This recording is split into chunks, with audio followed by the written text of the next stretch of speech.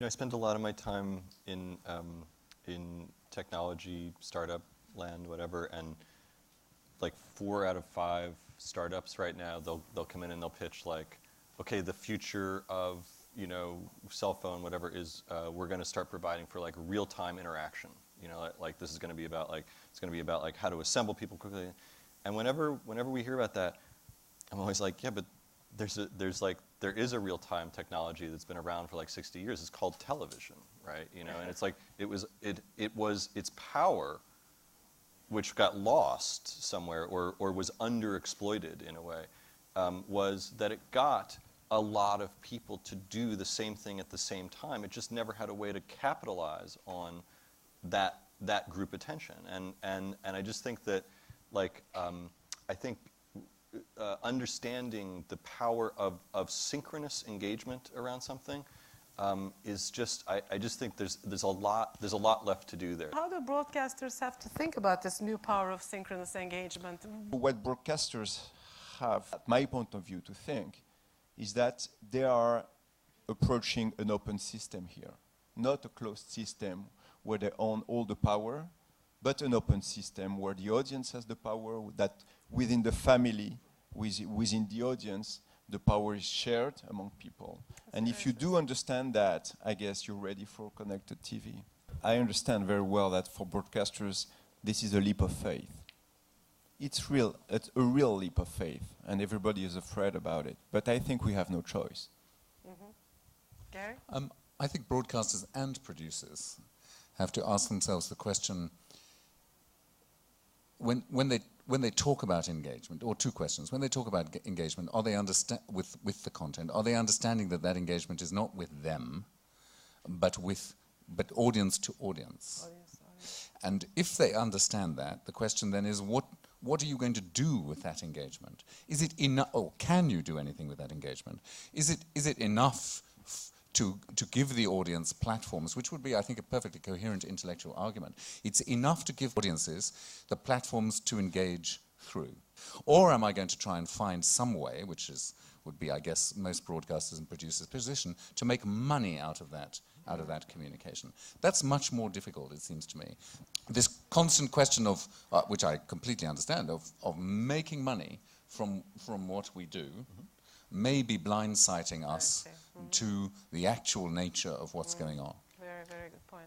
Kevin, what's your experience in this, what Gary said and what Tom said? Well, okay, so I mean, if you look at how broadcasters are handling this, it's sort of along one of two poles. And so one pole is, you know what, we'll just leave it to Twitter, which is great if you're Twitter, right? Because also, it's a question even for the audience, right? Like, what do I do with 5,000 tweets per minute, right? If they leave it out, like, into the open ecosystem, it's very hard for them to draw any value back, right?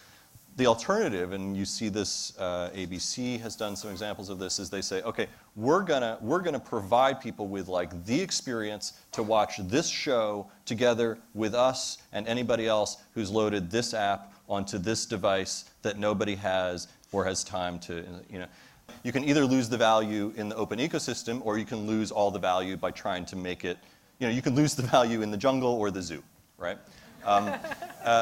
And so the question is there a model somewhere in the middle? And I have to say this is really what we're trying to do, that says, look, there are these conversations that are happening out there. They are obviously producing value. The question is, how do you harness that value, turn it into something where you can make it better? You can make it better for the audience, you can make it better in relationship to the show, and you can make it better for brands to support, et cetera, and where you can start to actually extract value from that. But I think it has to live somewhere in the middle, where it's not everybody doing everything, and it's not the people that we thought we controlled. The question is the same for Twitter. Now what?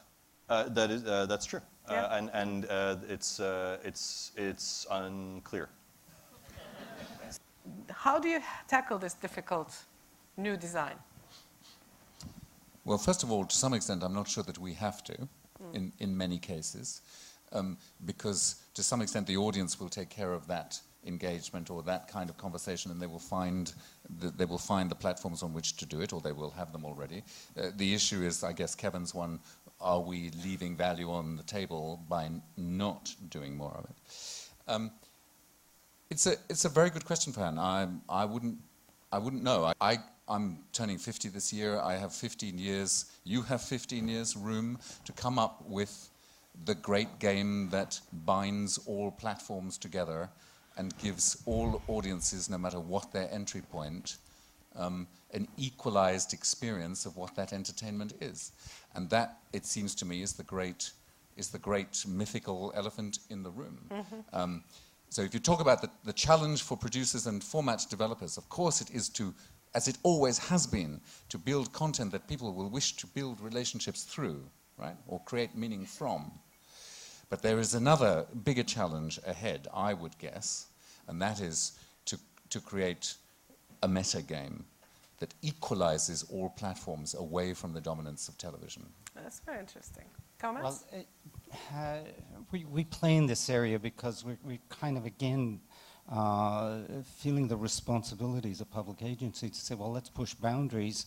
And so we've kind of put a lot of emphasis in terms of thinking of what I call this kind of, what I think of as the art and entertainment form of the 21st century, which is in terms of this, and so let's explore, let's create, let's find what that language and the grammar, and what we're finding is now as we build a critical mass of original work, and this is, and I conceive of it as niche, it's niche programming, it's not mass entertainment, and yet it's building audiences at phenomenal rates for us, and also I see the possibilities in terms of the value, because it's not about kind of saying we shouldn't extract the value, because I think we can. I think we can find the economic models, and we're starting to explore that.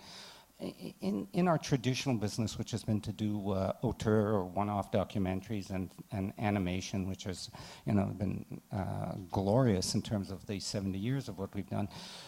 In traditional market terms, though, one-off docs are tanking over the last 3-4 years globally in terms of television, in terms of the ability to sell, in terms of having that kind of, which has had a decent place in the marketplace. So I look at that disappearing and I say, well, I have a business plan that actually says with this kind of exploration of new work, and we're seeing it already, we're able to replace that revenue in different ways, because doing what Gary says, instead of just kind of thinking about the models of saying being blindsided by where we were in the past, well, how do we really listen and respond to audiences?